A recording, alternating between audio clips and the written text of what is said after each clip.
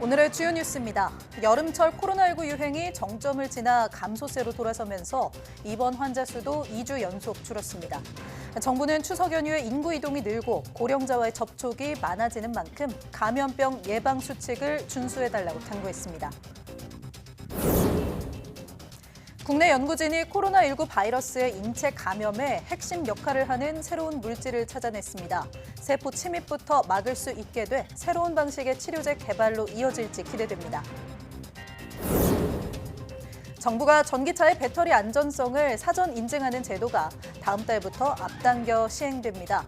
또 배터리 제작사와 제작 기술 등 주요 정보를 의무적으로 공개하고 전기차 제작사와 충전 사업자의 책임보험 가입도 확대하기로 했습니다. 일부 병원이 정부가 응급실 진료 공백을 막기 위해 파견한 군의관에게 근무에 적합하지 않다며 복귀를 통보하는 등 차질이 빚어지고 있습니다. 환자를 받아줄 응급실을 찾아 헤매는 사태가 추석 연휴에 더 악화할 거라는 우려가 커지고 있습니다.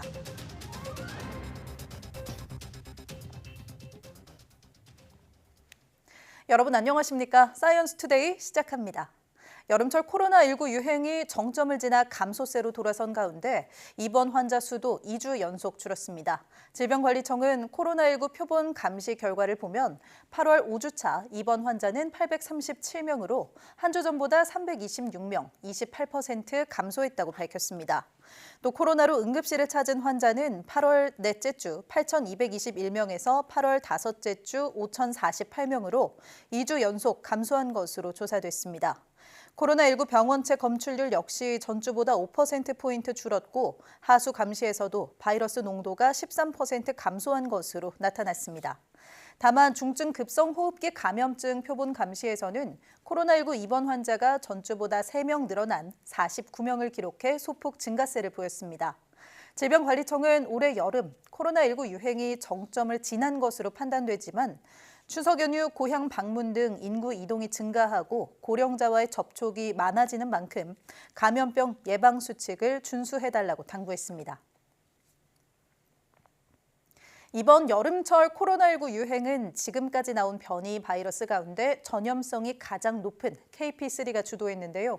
이처럼 잦은 변이 출현으로 코로나19 유행이 반복되는 가운데 국내 연구진이 코로나19 바이러스의 인체 감염에 핵심 역할을 하는 물질을 새롭게 규명했습니다. 보도에 이성규 기자입니다. 최근 KP3 변이를 중심으로 전 세계적으로 증가 추세인 코로나19 감염. KP3, KP2 등 이름은 다르지만 코로나19 바이러스는 인체 세포에 침입할 때 돌기 모양의 스파이크 단백질을 열쇠처럼 이용합니다. 다만 스파이크 단백질의 원래 모양대로는 이용하지 않고 약간의 변형을 가합니다. 이때 바이러스는 변형에 쓸 자체 효소가 없어 인체 내 특정 효소를 이용해 스파이크 단백질의 모양을 바꿉니다. 국내 연구진이 인체 내 효소인 KLK5가 스파이크 변형에 중요한 작용을 한다는 점을 새롭게 규명했습니다.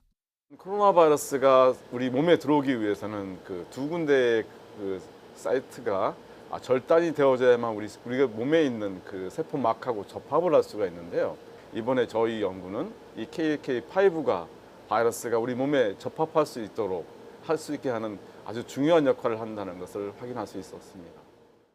KLK5를 억제하는 물질을 개발한다면 새로운 작용 방식의 코로나19 치료제를 만들 수 있는 겁니다. 대표적인 코로나19 치료제인 팍스로비드는 바이러스가 세포에 침입한 이후 바이러스의 증식을 억제하는 원리입니다. 반면 이번 발견은 코로나19 바이러스의 세포 침입부터 막을 수 있다는 점에서 차별성이 있습니다.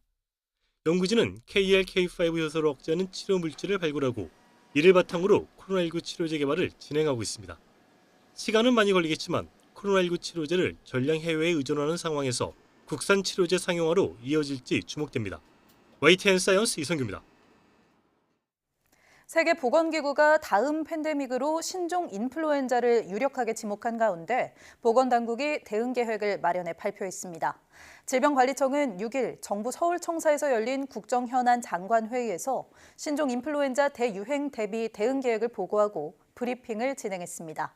질병청은 신종바이러스 출현을 조기 확인하기 위해 국내 표본 감시 의료기관을 300개소에서 1000개소로 늘리고 초기 대응이 가능하도록 전 국민 대비 25% 수준의 치료제를 비축할 예정입니다.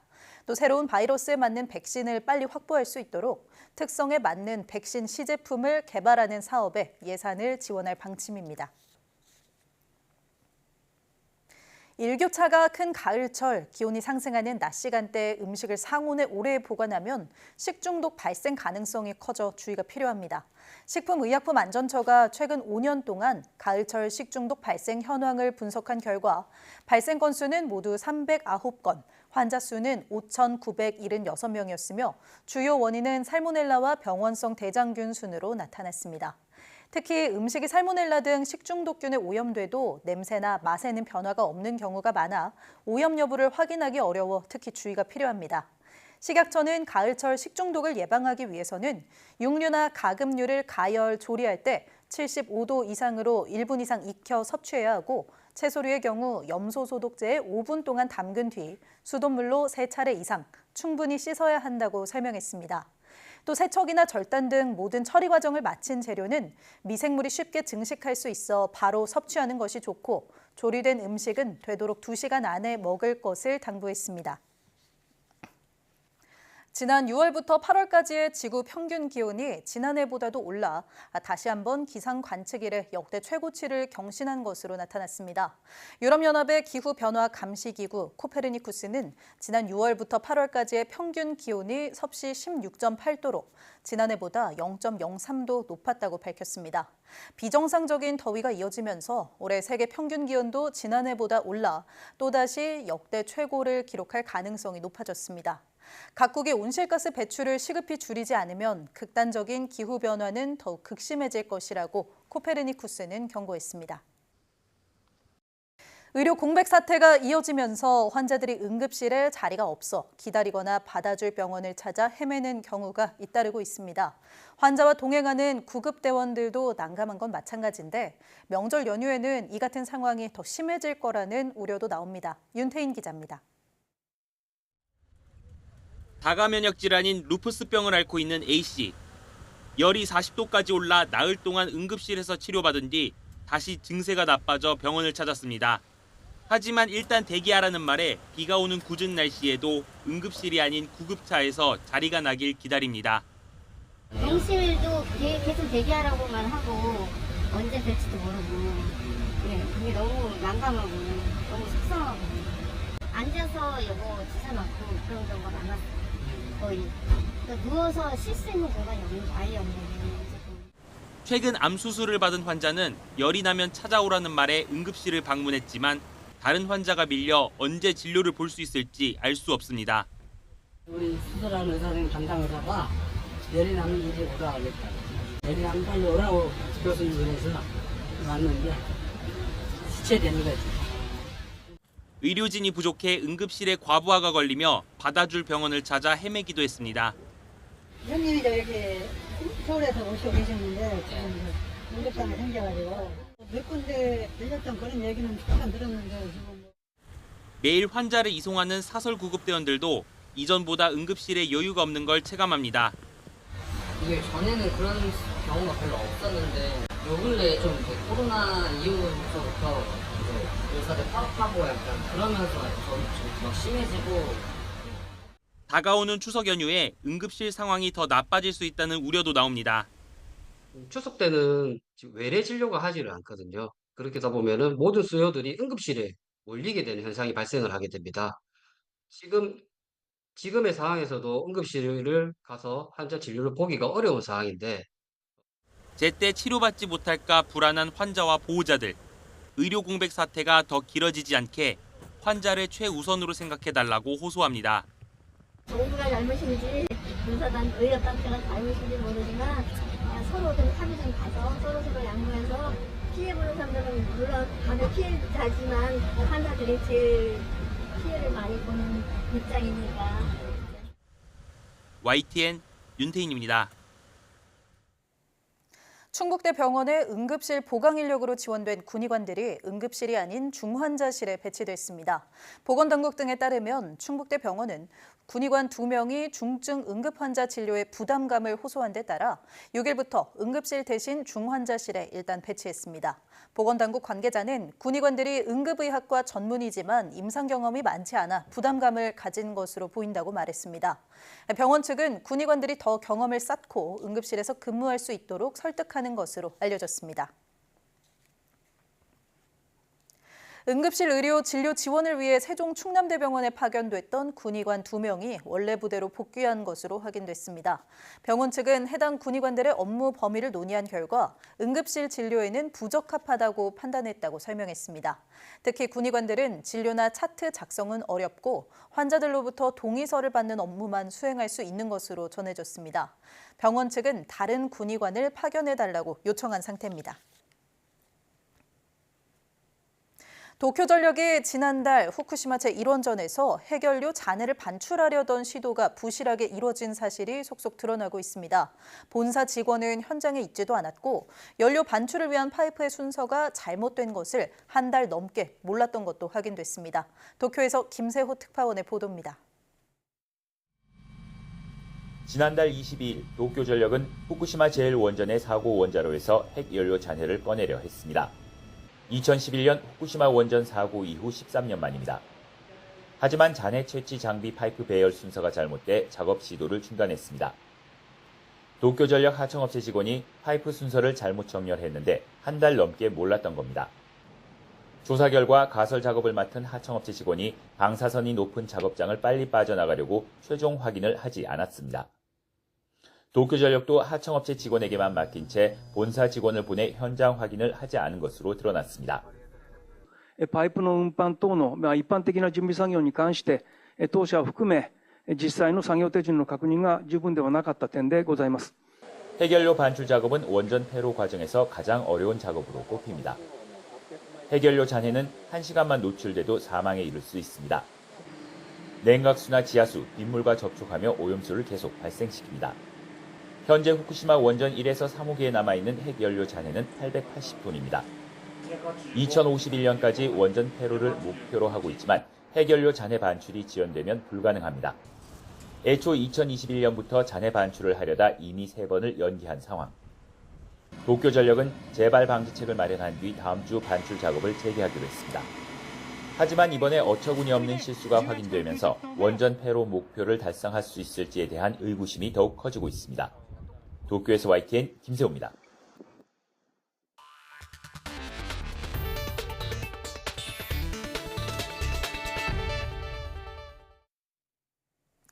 지난 5일 전국에서 일어난 유선 인터넷 접속 장애의 원인은 과다 트래픽인 것으로 파악됐습니다. 과학기술정보통신부는 보안업체의 방화벽 교체 작업 도중 과다 발생한 인터넷 트래픽을 일부 무선 공유기에서 처리하지 못해 장애가 일어난 것으로 파악 중이라고 밝혔습니다. 또 현재 통신 3사는 홈페이지와 고객센터를 통해 장애 신고를 접수하고 있으며 장애가 이어질 경우 조치 사항도 안내하고 있다고 덧붙였습니다. 과기부는 통신사와 24시간 비상 연락 체계를 가동해 현 상황을 점검하고 있으며 관련 전문가와 원인을 철저히 조사해 비슷한 사례가 반복되지 않도록 할 방침입니다. 통신사들이 유선 인터넷 장애 피해 규모 파악과 보상안 마련에 나섰습니다. 통신업계는 지난 5일 오후 5시부터 시작된 유선 인터넷 접속 장애가 모두 복구됐다고 밝혔습니다. 문제가 일어난 공유기를 사용하는 KT와 SK 브로드밴드 측은 장애 원인과 피해 규모를 파악한 뒤 약관에 따라 구체적 보상안을 마련해 시행할 방침입니다. 이 제품을 쓰지 않는 LG U+는 가입자 가운데 접속 장애를 겪은 경우가 있지만 개인적으로 무선 공유기를 구매해 사용한 사례이므로 보상 계획은 없다고 설명했습니다. 최근 전기차와 관련된 화재 우려가 커짐에 따라 정부가 안전관리 대책을 마련해 발표했습니다. 지난달 인천 지하주차장 화재 이후 한 달여 만인데요. 배터리의 안전성을 사전에 정부가 인증하는 제도가 다음 달부터 시행되고 대국민 배터리 정보 공개가 의무화됩니다. 보도에 이종원 기자입니다. 정부가 발표한 대책은 배터리 등 전기차 안전성에 우선 초점이 맞춰졌습니다. 전기차 배터리 및 충전시설 안전성을 확보하겠습니다. 앞으로 정부가 배터리 안전성을 사전에 인증하고 배터리 제조사와 제작 기술 등 주요 정보 공개를 의무화하겠습니다. 내년 2월 시행 예정이던 배터리 인증제의 시행 시기를 앞당긴 것으로 다음 달부터 시범 사업에 들어가기로 했습니다. 전기차를 제작할 때 정부가 배터리 안전성을 사전에 인증하는 제도입니다. 기존에 공개되던 배터리 용량과 전격 전압, 최고 출력뿐 아니라 셀 제조사와 형태, 주요 원료 등 배터리 주요 정보는 의무적으로 공개하도록 했습니다.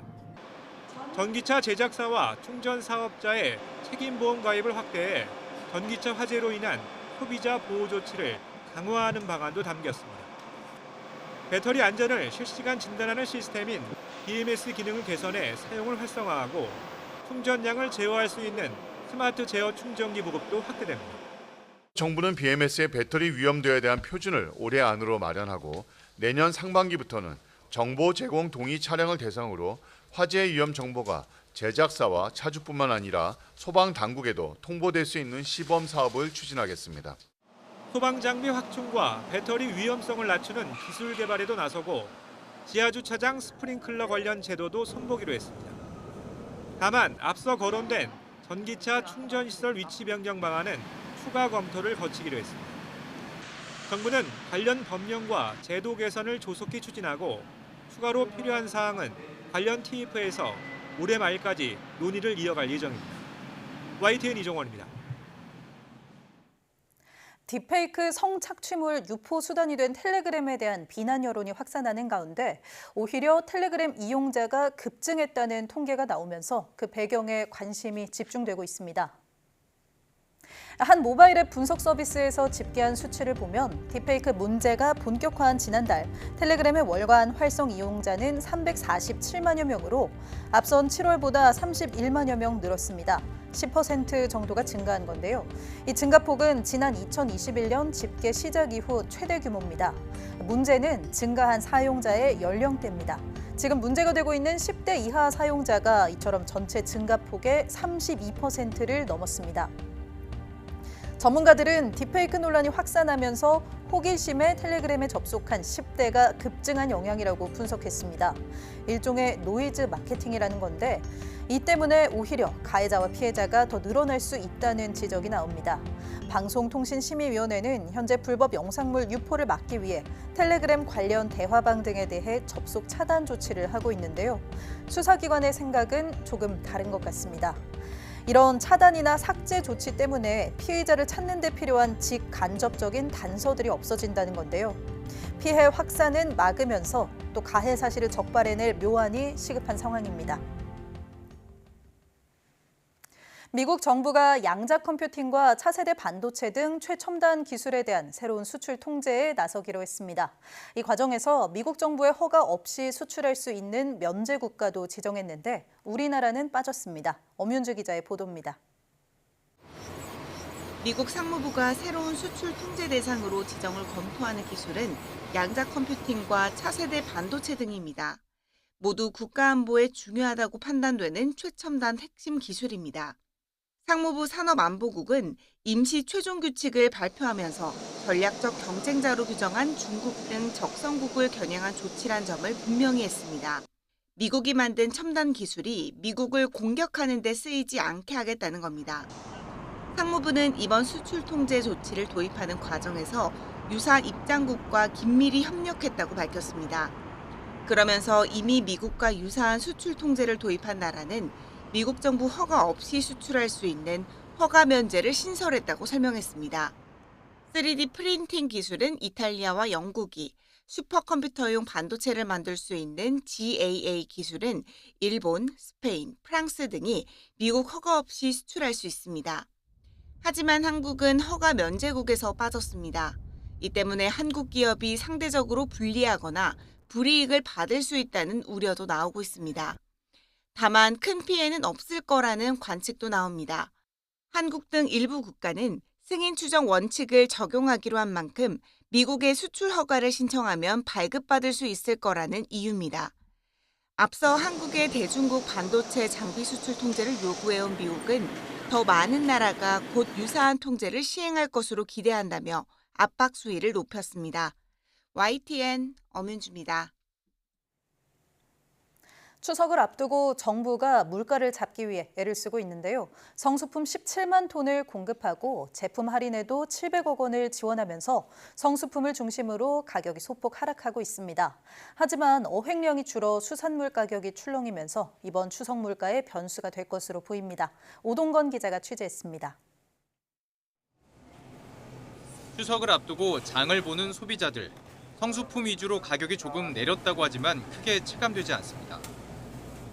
제수용품을 쭉 봤을 때 평소 때보다 좀 내렸다 하는 거는 그렇게 못 느꼈어요. 정부가 추석 물가를 잡기 위해 성수품 17만 톤을 공급하고 할인 행사에도 700억 원을 지원하면서 20개 품목의 평균 소매 가격이 지난달 27일보다 0.2% 내렸습니다. 품목별로도 15개의 가격이 내림세입니다. 특히 금사과, 금배추 논란까지 일었던 사과와 배추의 가격은 지난달과 비교해서 각각 6.6%와 11.3% 떨어졌습니다. 추석을 앞두고 한우 소비를 늘리기 위한 행사도 진행 중입니다. 추석 명절 맞아서 우리 한우 농가를 돕는다. 그리고 값싸고 맛있는 한우를, 건강에도 좋은 한우를 많이 소비한다라는 생각으로 우리 한우 많이 드셨으면 하는 바람입니다. 하지만 어획량이 크게 감소하면서 조기와 굴비 같은 이런 수산물의 가격이 출렁이고 있습니다. 냉동조기 한 마리 소매 가격은 어제 기준 1년 전보다 37.2%, 굴비는 무려 71.2%나 올랐습니다. 이상고운의 김 양식에도 차질이 생기면서 연초 장당 100원을 밑돌던 소매 가격이 지난해보다 무려 38%가 올랐습니다. 너무 많이 올랐어요. 좀 괜찮다는 거는 뭐 20만 원 넘어서 그냥 한번 집었다 놓고 그냥 깜짝 놀랐고 그냥. 해수부는 수산물 가격 안정을 위해 비축수산물 12,000여 톤을 시장에 풀고 있지만 어획량 자체가 크게 줄어든 상황이라 추석 물가에 또 다른 변수가 될 것으로 보입니다. YTN 오동건입니다. 농촌진흥청이 농업유전자원센터 수원지소에서 국내 종자기업 유전자원 안전 보존 서비스와 슈퍼컴퓨터 활용 설명회를 개최했습니다. 농진청 농업유전자원센터는 2008년 국제연합식량농업기구 세계작물다양성재단에서 세계 종자 안전 중복 보존소로 지정된 후 현재까지 국내외 식물 종자 11만 4천 자원에 대해 안전 보존 서비스를 제공하고 있습니다. 지난해 9월 준공된 슈퍼컴퓨팅 센터는 일반 컴퓨터 3,600대 성능의 슈퍼컴퓨터 2호기를 도입해 유전체 빅데이터 분석 시간을 크게 단축해 제공하는 등 종자기업들과의 협력 체계를 구축해 성과를 내고 있습니다. 농진청은 앞으로 자원 보존 희망 종자기업을 적극 발굴하고 협약 체결을 통해 국내 종자기업을 지원하고 종자를 안전하게 보존할 수 있도록 서비스를 제공할 예정입니다.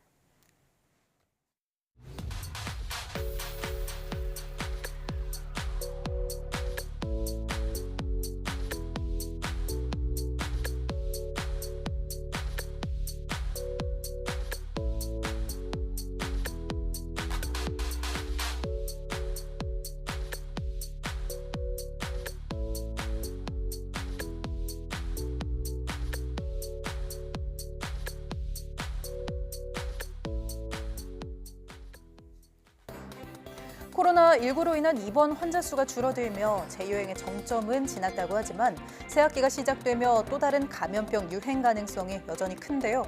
앞서 전해드린 것처럼 신종 인플루엔자도 전염력이 높은 만큼 특히 주의해야 합니다. 독감과 코로나19가 동시에 유행하는 트윈데믹 상황이 퍼질 우려가 있어 감염 취약자들은 각별한 주의가 필요한데요. 흐르는 물에 비누로 손 자주 씻기, 또 기침 예절 지키기 등 개인 위생 관리에 신경 쓰셔야겠습니다. 뉴스 마칩니다. 고맙습니다.